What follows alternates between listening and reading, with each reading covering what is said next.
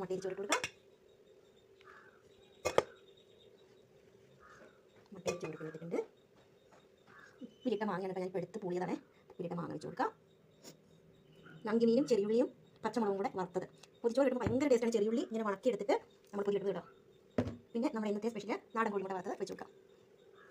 പിന്നെ ഇന്ന് തേങ്ങച്ചമ്മന്തി, ഇഞ്ചിയും പുളിയും വെച്ചരച്ച തേങ്ങച്ചമ്മന്തി. പിന്നെ ഇന്നത്തെ തോരൻ ബീറ്റ്റൂട്ട് തോരൻ.